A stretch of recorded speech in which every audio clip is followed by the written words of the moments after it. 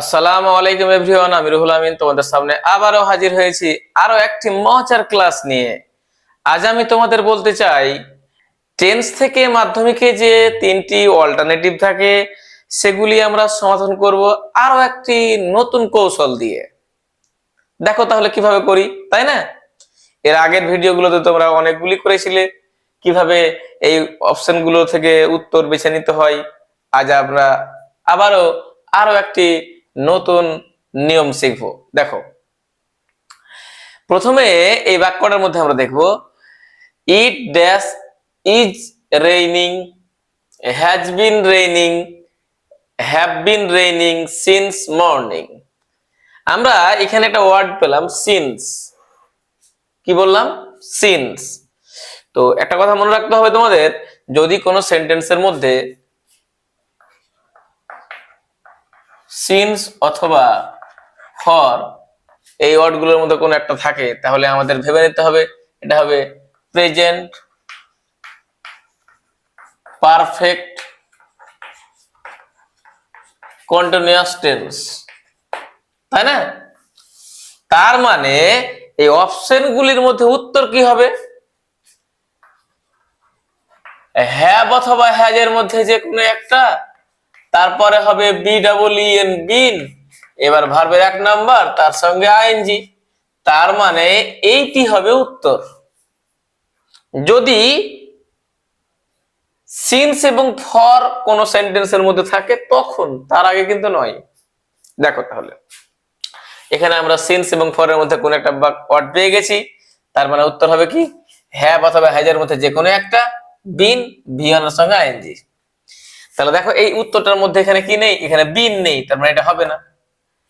এই উত্তরের মধ্যে বিন আছে আর ভার্বের এক নম্বরের সঙ্গে আইএনজি আছে, এখানেও বিন আছে এবং আইএনজি আছে। বাম দিকে হ্যাভ আজ লাগবে, এখানে হ্যাজ আছে এখানে হ্যাভ আছে, তাহলে এই দুটোর মধ্যে উত্তর একটা চুজ করতে হবে, তাই না? তাহলে প্রথমে দেখো এখানে কি লেখা আছে ইট। ইট মানে ইহা, ইট ইজ এ চক, ইহা হয় একটা চক। ইট মানে কি? এটা। আর এটা মানে কি? এটা হয় একটি চক, মানে একটা জিনিস। তাহলে ওখানেও ইট মানে একটা জিনিস হয়, তাহলে এখানে কি হবে? হ্যাজ বিন, এটা উত্তর হবে has been raining. It has been raining since morning, তার মানে এটা উত্তর হয়ে গেল। তারপরে দেখো দুই নাম্বারটা, my best friend Ratan dash has been reading have been reading a story book for an hour. এখানে আমরা কি পেয়েছি? ফর পেয়ে গেছি, তাই না? তার মানে আমাদের আবারও ভেবে নিতে হবে, সিন্স ফর এর মধ্যে পেয়ে গেলে প্রেজেন্ট পারফেক্ট কন্টিনিউয়াস টেন্স হবে, উত্তর কি হবে? হ্যাভ এবং হ্যাজ এর মধ্যে যে কোনো একটা, বিন ভার্বের এক নম্বরের সঙ্গে আইএনজি।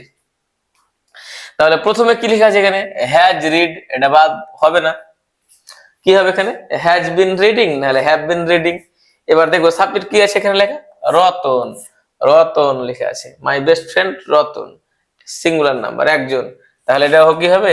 এটা উত্তর হবে হ্যাজ বিন রিডিং। তার মানে আমরা খুবই একেবারে সহজ কৌশলের মাধ্যমে এই কয়েকটা ওয়ার্ড মনে রেখেই আমরা বুঝতে পেরে গেলাম আসলে টেন্স থেকে যে মাধ্যমিকে অল্টারনেটিভ গুলো থাকে, তো আমরা কিভাবে সেই অল্টারনেটিভ গুলো থেকে এই অ্যান্সার গুলো খুঁজে বের করব, তাই না? এই নিয়ে হয়তো তোমাদের মনের মধ্যে অনেক ভয় ছিল, আশা করি সেই ভয়গুলো আস্তে আস্তে দূরে চলে যাবে।